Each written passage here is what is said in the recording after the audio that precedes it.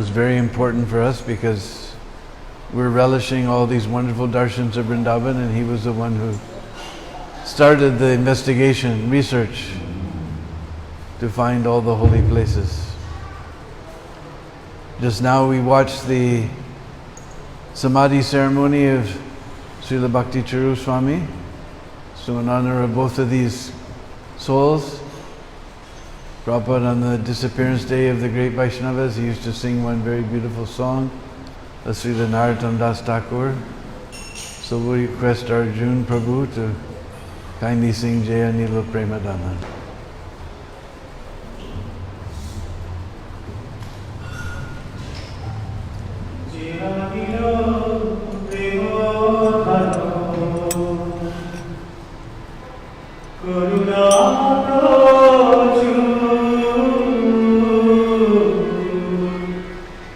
Jaya Nila Premadana.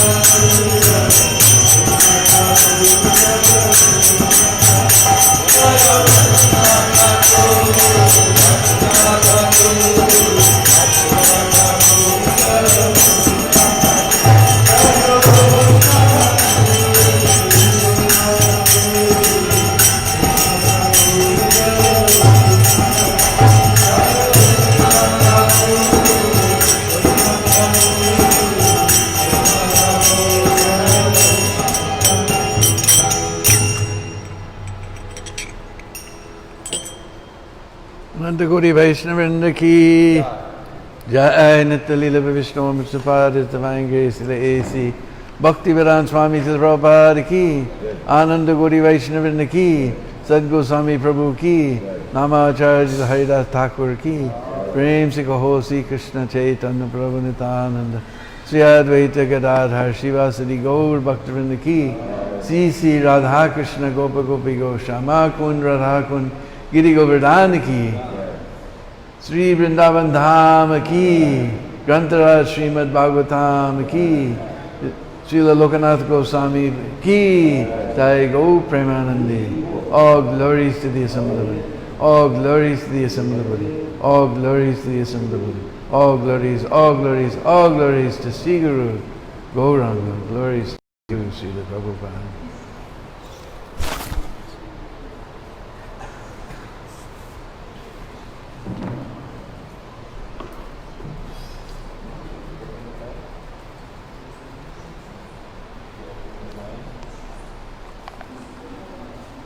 Om Namo Bhagavate Vasudevaya. Om Namo Bhagavate Vasudevaya. Om Namo Bhagavate Vasudevaya.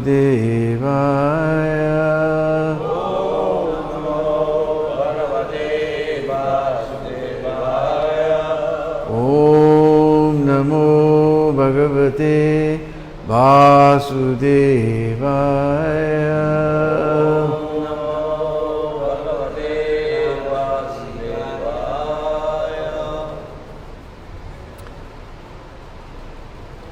So we've reached that day we've all been anticipating. Today we're starting first verse, the first chapter of 10th canto of Srimad Bhagavatam. We went through the feet, the thighs, not the thighs, the calves, the knees, the thighs, the waist, chest. Finally we reached the smiling face of Srimad Bhagavatam.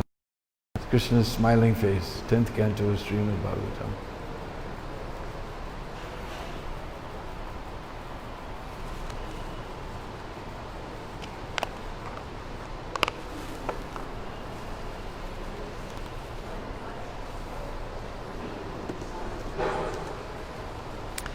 Sri Raja Uvacha Katito Bamsa Bistaro Bhavata Soma Surayo Ragyam Chobaya Vamsyanam Charitam Paramadbhutam Sri Rajovacha Katito Bamsa Vistaro Bhavata Somasurayo Ragyam Chobaya Vamsyanam Charitam Paramadbhutam Sri Rajovacha Katito Vamsa Vistaro Bhavata Somasurayo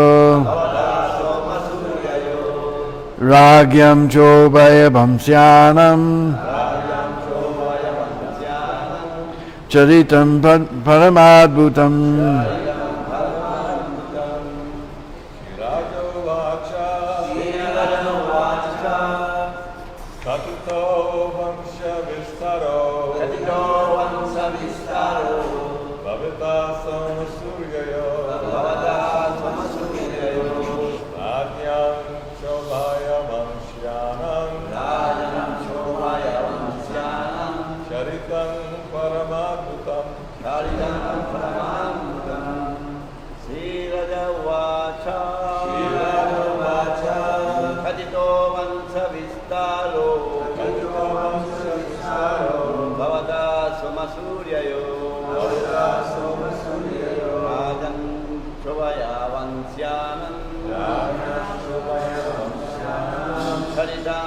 Paramabhutam Charitam Paramabhutam Sriraja Uvacha Sriraja Uvacha Kathito Vamsa Vistaro Kathito Vamsa Vistaro Bhavata Soma Suryayo Bhavata Soma Suryayo Ragyam Chubhaya Vamsana Rayam Jovaya Vamsyanam Charitam Paramadhutam Charitam Paramabhutam Sriraja Uvacha Kathito Vamsa Vistaro Bhavata Soma Suryayo Rayam Jovaya Vamsyanam Charitam Paramabhutam. Ladies, Sri Raja Uvacha, King Parikshit said, Katitaha has already been described. Vamsa Vistara, a broad description of the dynasties. Bhavata, by your lordship. Somasurayo, of the moon god and the sun god. Suryayo. Ragyam, of the kings. Cha, and Ubaya, both. Vamsyanam, of the members of the dynasties. Charitam, the character. Parama, Adbhutam, and wonderful.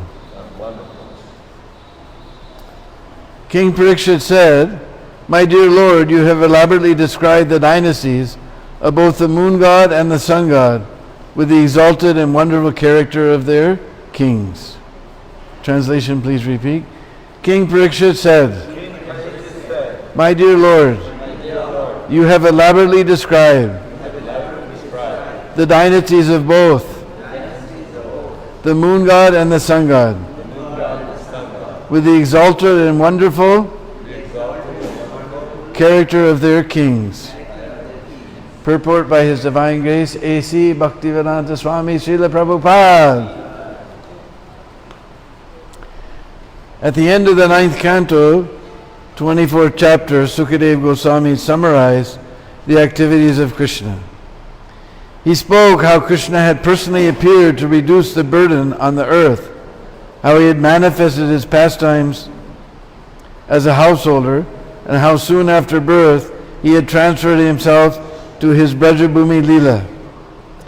Parikshit Maharaj, being naturally a devotee of Krishna, wanted to hear more about Lord Krishna.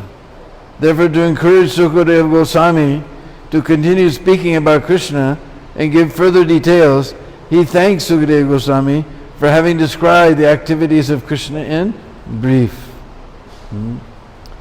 So Parikshit Maharaj was very anxious, just like all of us were very anxious to hear this 10th canto, because Sukadeva has described them in brief at the end of the 9th canto. So now Parikshit Maharaj is very enthusiastic. Please describe them in more detail. Sukadeva Goswami had said at the end of the 9th canto, Jatukata Pitrigihad Brajanam Editarato Hatva Ripun Satani Kritor Udaraha Utpadyate Su Purusha Kratubi Samije Atmanam Atma Niganam Pratya Janeshu. The Supreme Personality Godhead Sri Krishna, known as Leela Purushottam, appeared as the son of Vasudeva, but immediately left his father's home and went to Vrindavan to expand his loving relationships with the confidential devotees. In Vrindavan, the Lord killed many demons, and afterwards he returned to Dwarka, where according to Vedic principles, he married many wives who were the best of women, begot through them hundreds of sons, and performed sacrifices for his own worship to establish the principles of householder life. 9:24:66. The Yadu dynasty belonged to the family descending from Soma, the moon god. Although the planetary systems are so arranged that the sun comes first before the moon, Parikshit Maharaj gave more respect to the dynasty of the moon god, the Somavams, because in the Yadava dynasty, descending from the moon, Krishna had appeared. There are two different Kshatriya families of the royal order, one descending from the moon planet and the other descending from the king of the sun. Whenever the Supreme Personality of Godhead appears, he generally appears in a Kshatriya family because he comes to establish religious principles and the life of righteousness. According to Vedic symptoms, the Kshatriya family is a protector of the human race. When the Supreme Personality of Godhead appeared as Lord Ramachandra, he appeared in the Suryavams, the family descending from the sun god. And when he appeared as Lord Krishna, he did so in the Yadu dynasty, or the Yaduvams, whose descent was from the moon god. In the 9th canto, 24th chapter of Srimad Bhagavatam, there's a long list of the kings of the Yaduvams. All the kings in both the Somavams and Suryavams were great and powerful. And Maharaj Parikshit praised them highly. Ragyam Chobaya Bamsyanam Charitam Paramadbhutam. Nonetheless, he wanted to hear more about the Somavams because that was the dynasty in which Krishna had appeared. So Prabhupada explains here there's two Kshatriya families. Kshatriya means they're the protectors of human society.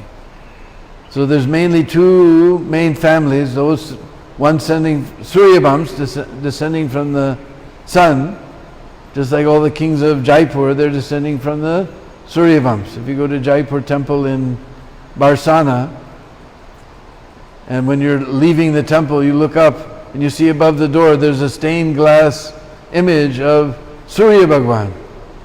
Very beautiful, because all these kings are coming from Suryavams, and Lord Ramachandra also appeared in Suryavams. But Krishna was pleased to appear in the Yaduvams, which descends from Soma. It's called the Somavams, coming from the moon. So Prabhupada explains, by general calculation, consider the sun more important than the moon, but still, because Krishna appeared in the Somavams, that Somavams has become very blessed. This is Krishna's pastime, appearing in the Somavams.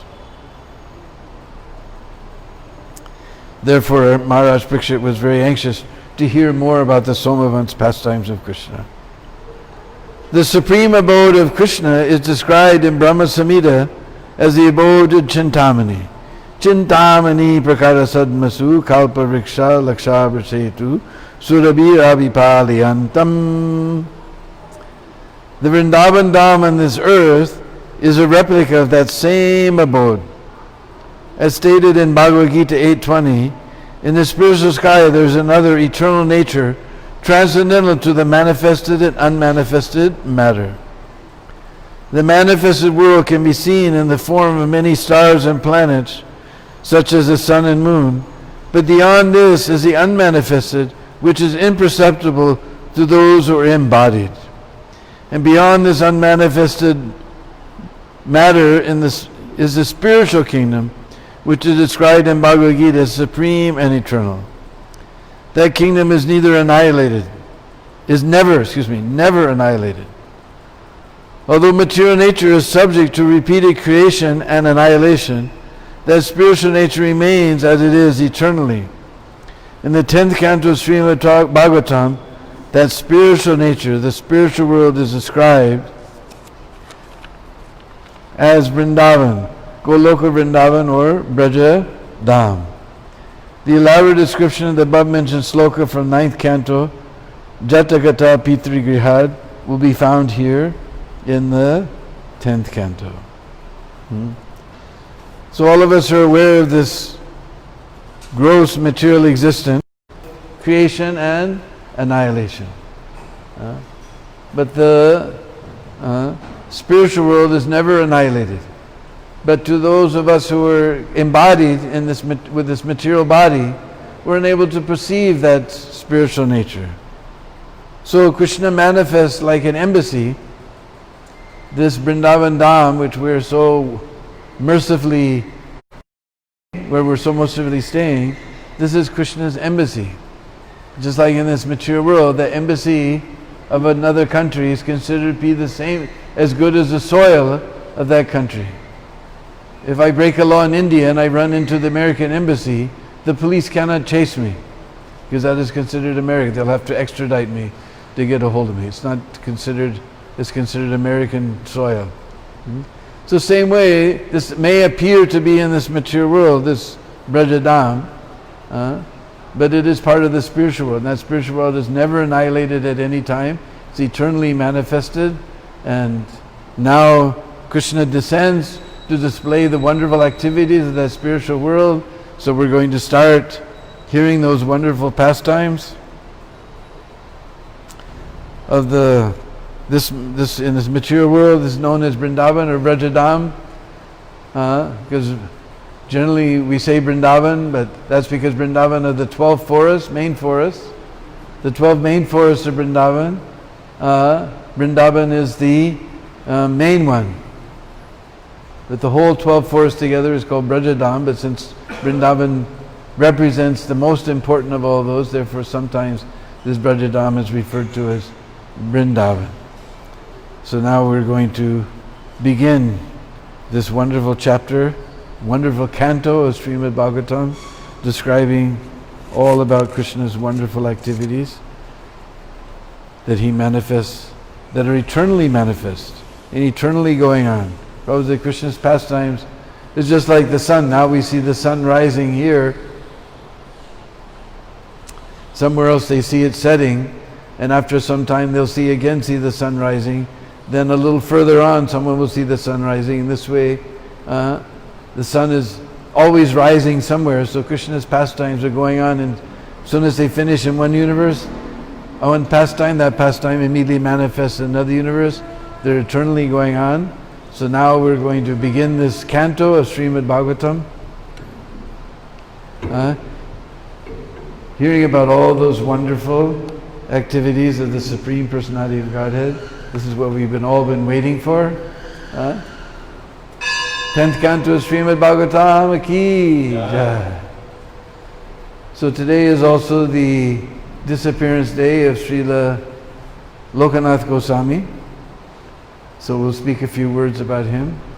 Om Ajnana Timarandasya Gyananjana Shalakaya Chaksurun Militam Jena Tasmai Sri Gurave Namah Sri Chaitanya Manubhistam Stapitam Jena Bhutale Sayam Rupa Kadamayam Dadati Swapadandigam Adadanastryanandantai Vidam Yache Puna Puna Srimad Rupa Padambujo Dilisyam Janmajanmani Jaya Sri Krishna Chaitanya Prabhu Nityananda Sri Advaita Gadadhar Shivasari Gaur Bhaktivinoda Hare Krishna Krishna Krishna Hare Hare Hare Rama Rama Rama Hare Hare Vanchakalpatrubhishta Kripa Sindhu Vaivata Patitanam Pavanebhyo Vaishnavebhyo Namo Namaha.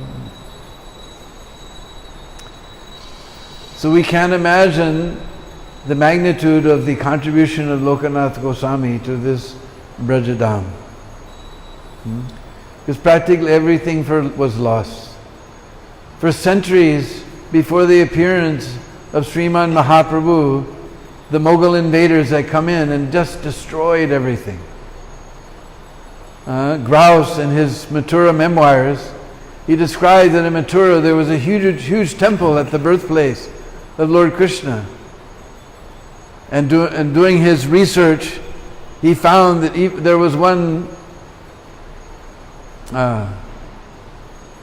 emperor named Ghazni, Muhammad Ghazni, who came here, and seeing this huge temple, even he wrote in his book that it appeared to have been taken at least 200 years to construct this temple, And it must have been a cost of 500 million gold coins. Just imagine 500 million gold coins. And this fool, he destroyed it. He razed it to the ground. And after him, so many Mughals came. Whatever the temple they found, they destroyed. This guy, there was another character named Lodi. He attacked Mathura specifically just to destroy the temples. He robbed deities and gave them to butchers to use as weights to measure meat. This was the atrocities that were visited upon this wonderful Brajadam. Therefore, by the time Mahaprabhu appeared, all the temples were gone. It was just a forest, only tribal people. No one lived here. Everyone was afraid. Just tribal people and wild animals and jungle, and nothing was here. One of the reasons for the appearance of Mahaprabhu, we know the main reason was to spread this Nam Sankirtan as the Yuga Dharma.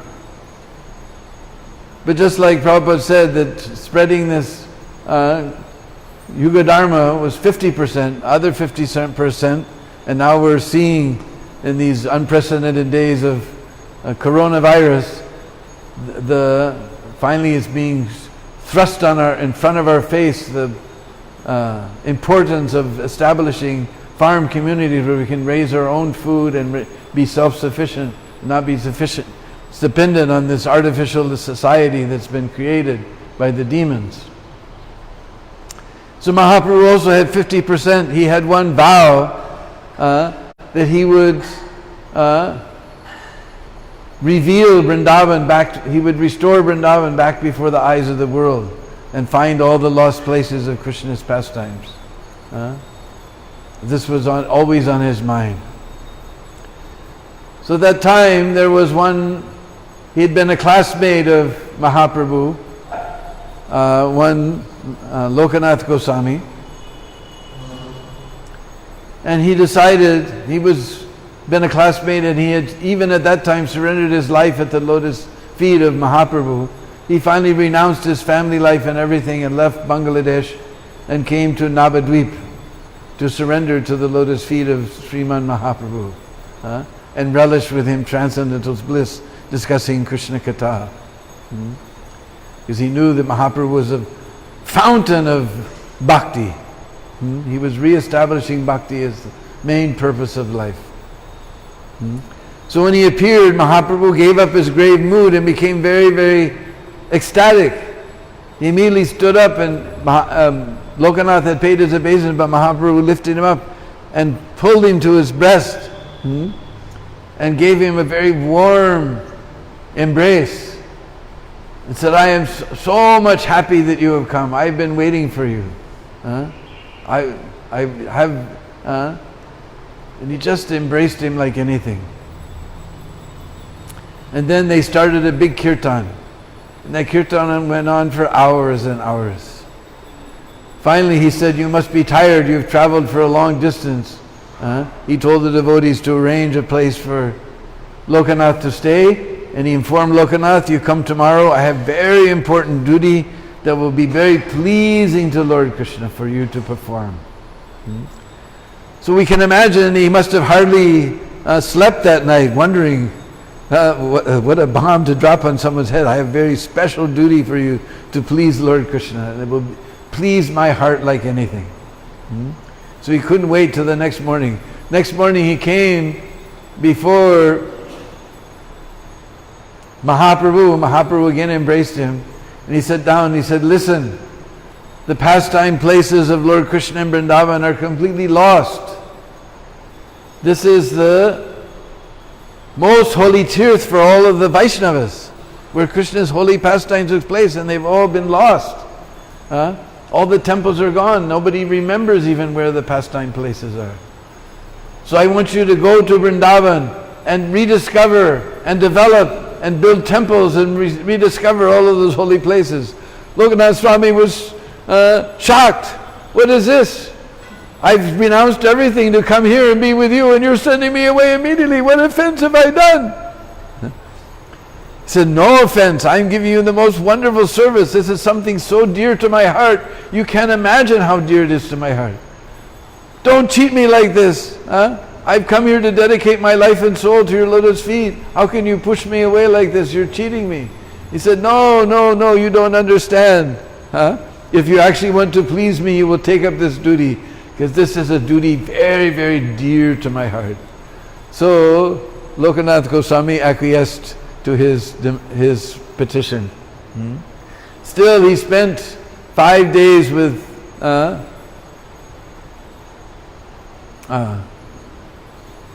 Mahaprabhu in Navadvip. Before, on the 6th day, he left with a heavy heart. He left for Vrindavan along with his very dear friend Bhugarbha Goswami. The Lokanath, he originally appeared in a small village near Jasore, as we were talking the other day about Sanatana Goswami, also appeared just near Jasore, so he called Kalakandi.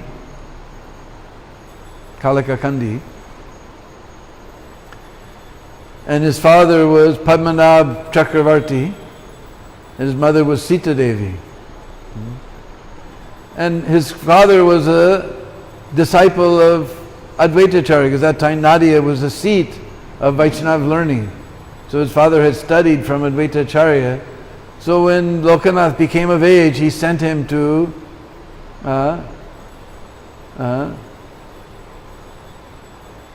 Advaitacharya to learn.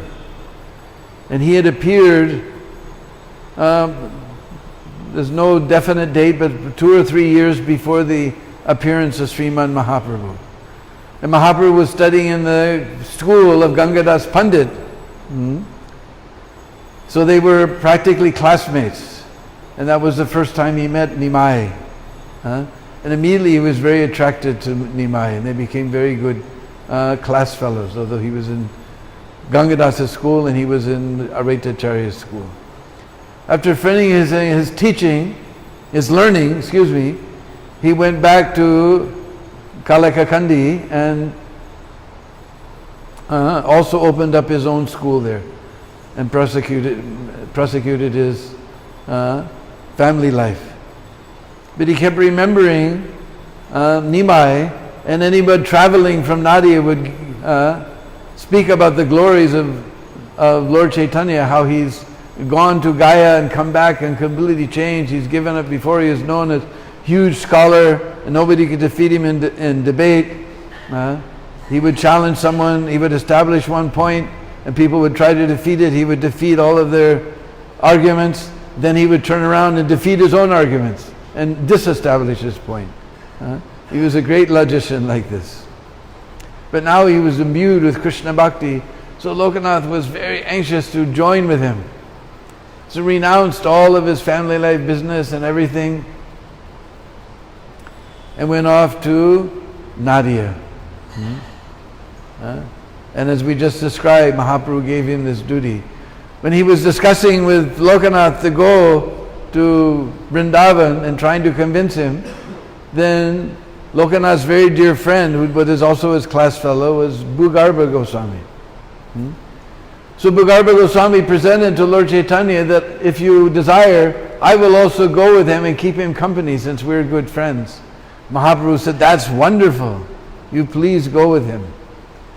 So Bhugarbha and Lokanath, they started off for Vrindavan. The journey took them 3 months, because it was dangerous to go by the straight road, so they went by all the back roads and took a very long time. Sometimes they weren't able to find anything to eat.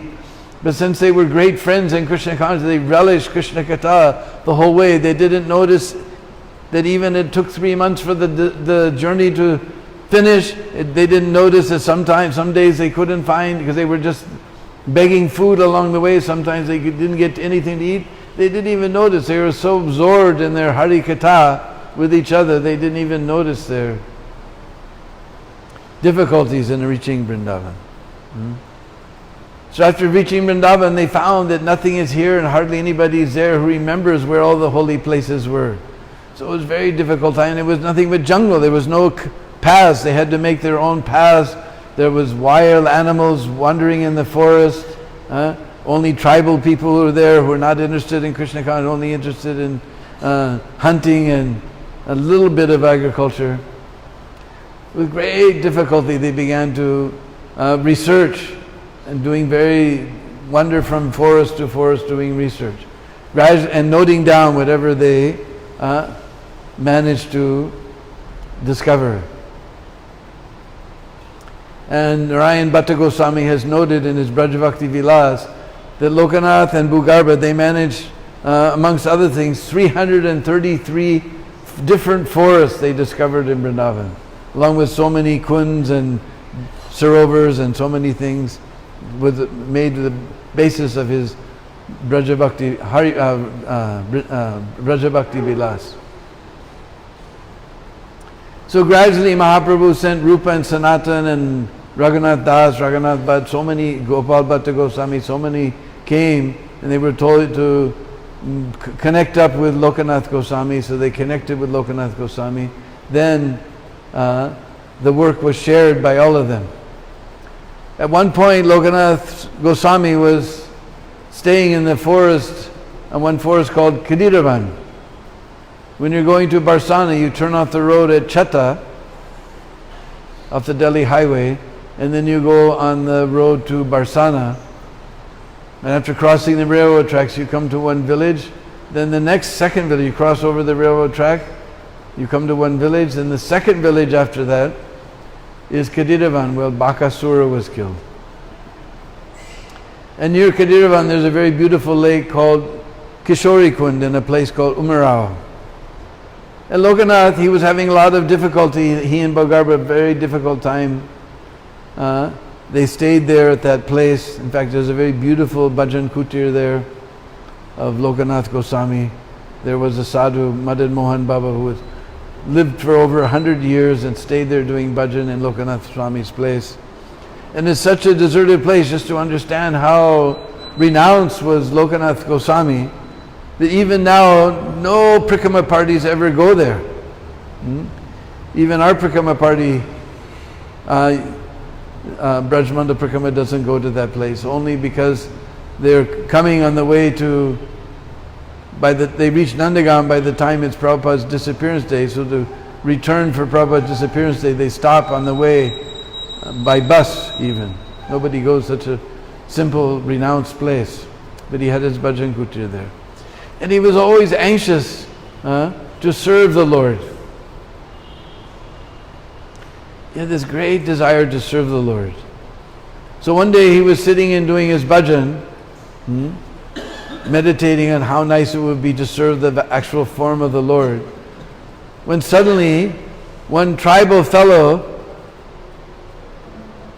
came there. Because actually Radha Vinod was staying in the bottom of Kishori Kund, but he'd been lost for hundreds of years, nobody knew.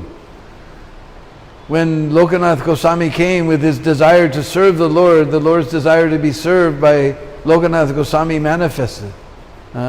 So then the Lord took the form of some tribal man with different funny cloth on and funny shells and things hanging on his neck.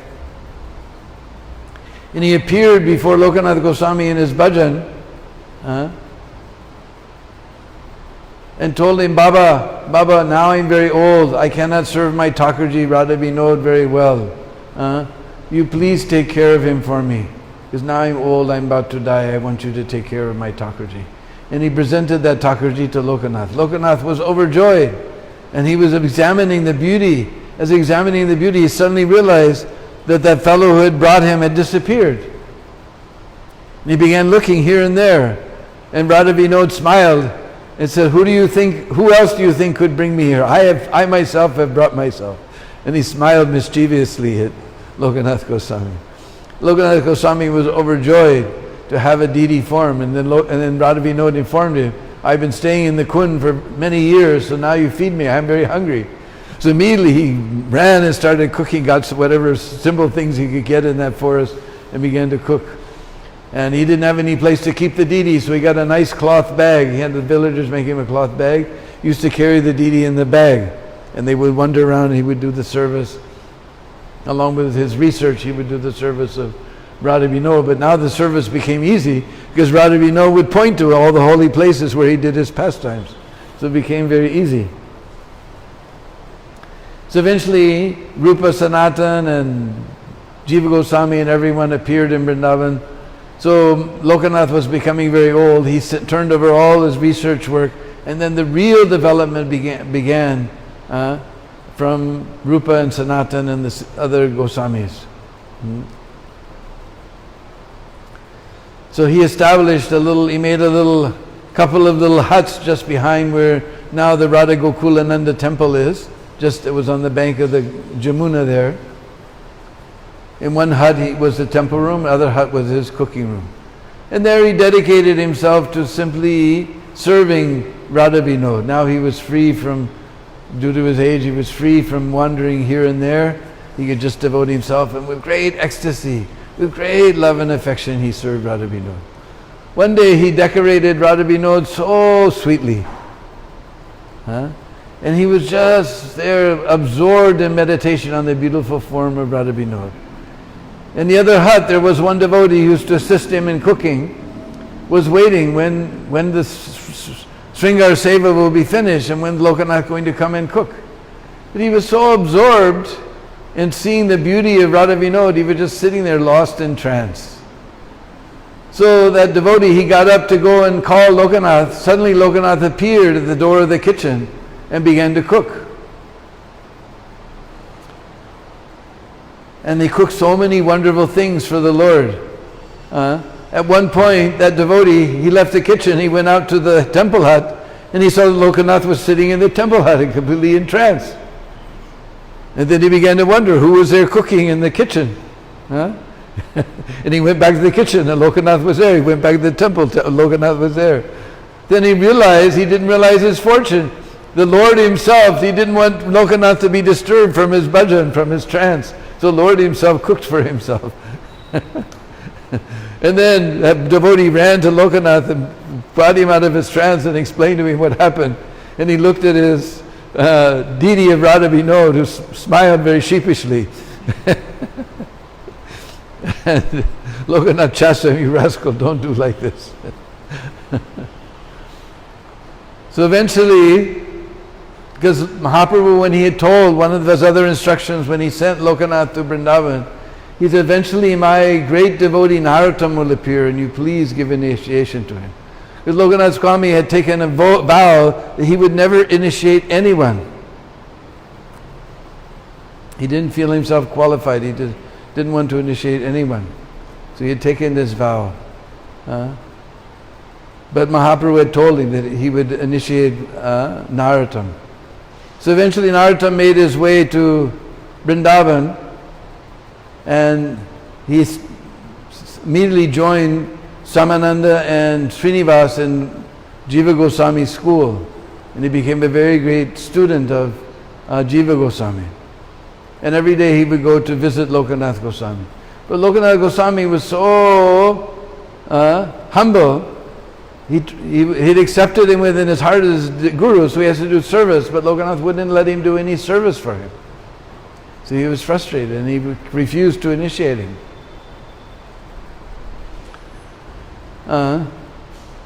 So even Jiva Goswami, the other Goswamis, they went to Lokanath and said, "Mahaprabhu gave you order. And this is not ordinary disciple. He's the son of Raja, he's the only son of Raja King Krishna Chandra. He has great influence and power. If he begins to preach, so many people will be delivered. You must initiate him." And Lokanath Goswami says, "No, I've taken my vow. I'm not going to initiate anyone." So, but Narottam was determined. He tried to think, what service can I do? So he began from a distance to watch Lokanath Goswami's different activities. So he'd stay at a distance and he would keep people from coming to disturb the bhajan. He'd keep wild animals from coming. He would wander around the forest all around, stopping people from, and animals and other things from disturbing the bhajan of his guru Lokanath Goswami. Then he thought, I must do some very nice service. So then he noticed, because he was watching day and night, that every morning he'd go to a certain place in the forest to relieve himself, to answer the nature's call. So Narottam got a broom and a bucket, and every day he would hide And after Lokanath Goswami came, he would go with his bucket and wash the place and clean everything away, take away the stool and clean everything. In fact, he began that even earlier in the morning than Lokanath Swami going there, he would leave a little clay pot with clean water. He would leave some earth for him to wash his hands. Because in Braj, this is our soap, dirt. We just take the Braj and we wash our hands. Wash the pots, it cleans everything, cuts the grease, cleans everything sparkling clean and environmentally friendly and dirt cheap. So we'd leave some fresh dirt for Lokanath. So even from the first day, Lokanath noticed that the place was clean, and after a while there's some earth waiting there for him. But he was so absorbed in his bhajan, he didn't pay any attention to it. He thought maybe some tribal, he sees that I'm an old man, he's doing this service for me. Finally, after this had been going on for a year, he was just absorbed in his bhajan and didn't think about it, but after a year he began to contemplate, how is this going on for 1 year? So then he got up earlier than usual and hid. And sure enough, here came Narottam with his water pot and fresh earth. And Lokanath Goswami, it was dark, he couldn't see. He said, "Who are you?" And Narottam stood up and remained silent. And Lokanath came closer. He said, "Who are you? Tell me." He said, "I'm Narottam." "Narottam? What are you doing? You're the son of a king. How can you take up the duty of a sweeper? This is abominable. How can you do this?" He said, "I've accepted you as my guru. You won't let me do service. It's the only service I can find." So then Lokanath Goswami said, "All right, come." And he sat him down and began to train him in bhajan and train him in his secret identity. Just now I slipped my mind. Something Manjari.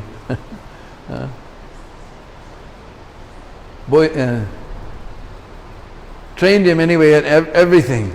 And one day, because in those days, like I said, there was no temple, there was hardly anybody living in Vrindavan, there was no Hira jewelers, no Gopal Das Ram Nivas to go and make nice thrones and crowns and flutes and things for the deities. So, Lokanath Goswami he was just absorbed in his bhajan.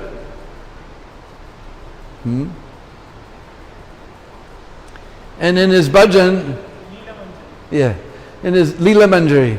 So then in his bhajan, he would create beautiful crowns and beautiful thrones and beautiful cloth to make the deities. So many things. This is all going on in his mind, in his meditation. One day he made a beautiful umbrella, built a beautifully decorated, jeweled umbrella to go over Radha Binod. Then he made this beautiful crown, but the crown was too big to put it underneath the umbrella. So Narottam leaned over with his finger, he lifted the umbrella so that his guru could put the crown. And Lokanath looked at him, because he was doing this all in meditation. There was no umbrella, there was no crown. But Narottam reached over and lifted up the crown so that he could put this big crown, lifted up the umbrella so that he could put the crown.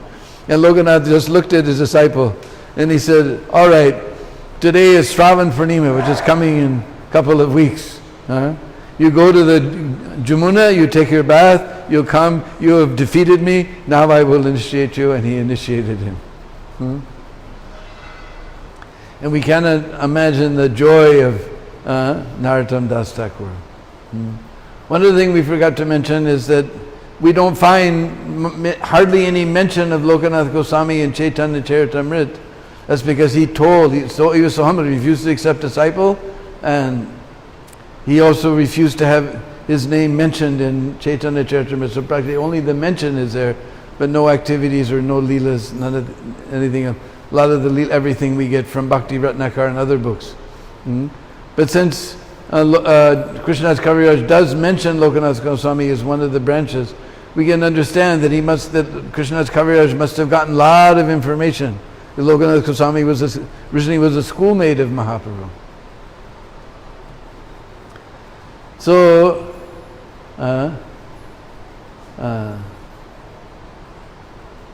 Jiva Goswami also had a big worry bothering on his brain that they were writing all of these books systemizing the Gaudiya philosophy, but it was all here in Vrindavan, and in East and Bengal nobody knew all the codification of the philosophy. So he said, somehow we have to get these books there to Bengal so people can understand the great philosophy, the deep philosophy of Chaitanya Mahaprabhu, and not speculate and make so many speculations, which is what happened anyway. So he had Shyamananda and Srinivas, but he thought, since Narottam had great influence in Ketarigram, that he would be a good person to also come along. So he went to Lokanath Goswami and presented the idea that Narottam also accompany and that Lokanath give permission. Now Lokanath, by this time he was over 100 years old. So we can imagine how much dependent he was on the service of Narottam. But recognizing the great importance of Jiva Goswami's idea to disseminate the knowledge of the six Goswamis, the knowledge of Lord Chaitanya's deep philosophy, he immediately, despite his own inconvenience, he gave permission for Narottam to go. So we know Narottam went. It must have been with a heavy heart that he left his guru. He fell at his lotus feet and begged and pleaded for his blessings, and please call me sometime to come to Braj and see you again. And Lokanath Goswami said, no, this is the last darshan. Because Lokanath Swami knew now he's over 100 years old, much longer he'll go. Before Narottam comes back, he will leave this world. So we can imagine Narottam was weeping bitterly and looking back. He joined the party and they took the books to Bengal. So shortly after that time, on this 8th day of the dark half of the month of Shravan, Lokanath Goswami entered into the eternal pastimes of Radha and Krishna. So we're deeply indebted for him. He laid all the groundwork. We're going around, especially myself, taking devotees to see all these holy places. So we have an immense debt. We can't even begin to imagine. Because it was Lokanath Goswami and Bhugarbha who did all the groundwork that later, just like you build the foundation, and then you build a big palace on top of that. So the foundation is most important, because otherwise the palace will just fall. So the foundation for revival of Vrindavan with Mahaprabhu, this was Mahaprabhu's 50% of Mahaprabhu's work, was that Vrindavan be revived for devotees to come and stay and do their bhajan and study the Goswami's books. So we're very deeply indebted to Lokanath Goswami, and millions and millions of dandavats we offer at his divine lotus feet. Sri Lokanath Goswami ki Hare Krishna. Any questions? Yes, Jigasu Das. No, Jigasu, all right, whatever. Lilakar.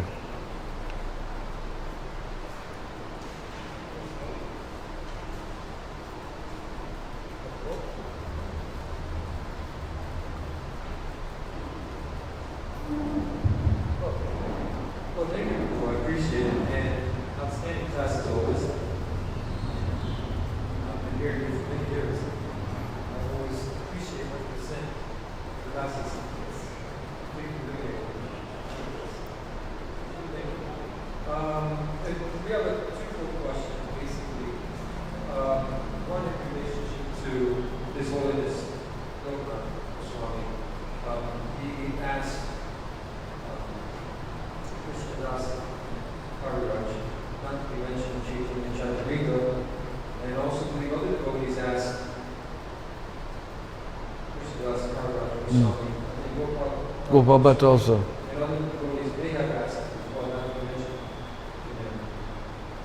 there a reason, we respect this, but just in case if anybody wanted to know the reason? It was just their deep humility that they didn't want name and fame.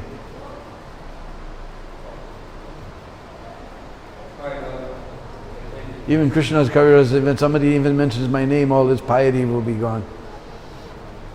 Thank you for that question. Second question is in relationship to Sripad mentioned in the third work about Lokanath. So we can understand there's two manifestations of pastime. Prakrita and Akrita. Mm. Prakrita, we can understand that as a physical manifestation, Krishna was the first to hear. Well, I can't say physical, but visible. Right. Well, you will see it. Yeah. Well, and then Visible there's manifestation. And then we can understand that there's a Aprakrita, yeah. where there's only one pastime. So when somebody would want to enter those pastimes more deeper, what would be the qualifications to actually be qualified to have the Aprakrita pastimes manifest to that person? I have no idea. That's way beyond me. But as far as these things, our godbrother, what's his name? Who stayed with Ban Maharaj for a while? He arrived here. As a sannyasi, he was Lalita Swami. Rishikeshananda. He asked Prabhupada about that. Prabhupada said, when you are ready, I will take you. We can't even understand, we're not this body, so how are we going to understand what is our eternal Leela in Krishna's Leela? First we have to understand that. That's why now we've gone, after 9 cantos of Srimad Bhagavatam has taken us just to get to this 10th canto.